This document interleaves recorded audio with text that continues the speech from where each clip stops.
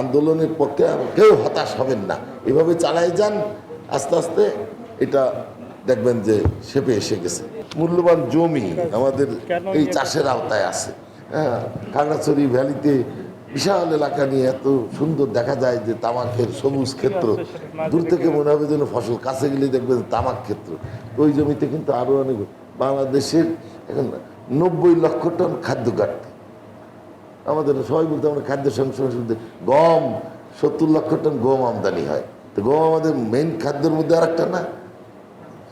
চালে চালে সংশোধনে দানে বললেই এতকাল শুনে আসছি, আর 20 লাখ টনের মতো চাল আমদানি করা লাগে মানে অ্যাভারেজে।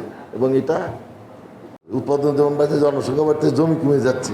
তো এই জন্যই আমাদের মধ্যে যে সমস্ত অপ্রয়োজনীয় জিনিসের চাষাবাদ হয় সেগুলো বাদ দিয়ে যেগুলো প্রয়োজন সেটার আওতা আনাও দরকার। সার্বিক বিবেচনায় প্রতি বছর 1000 হেক্টর জমি কমে যাচ্ছে।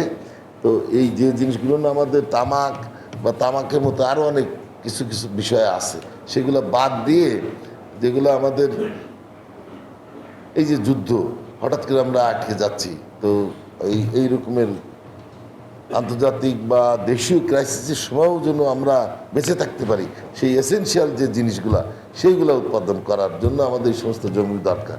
আর এই বাজে যেগুলো বাদ করা দরকার, এই ব্যাপারে কৃষি মন্ত্রণালয়, ভূমি মন্ত্রণালয় তারাও অনেক ধরনের উদ্যোগ নেছে।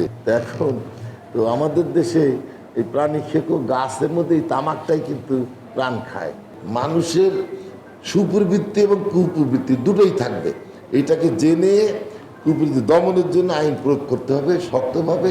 আন্দোলনের পক্ষে কেউ হতাশ হবেন না, এভাবে চালাই যান, আস্তে আস্তে এটা দেখবেন যে শেপে এসে গেছে।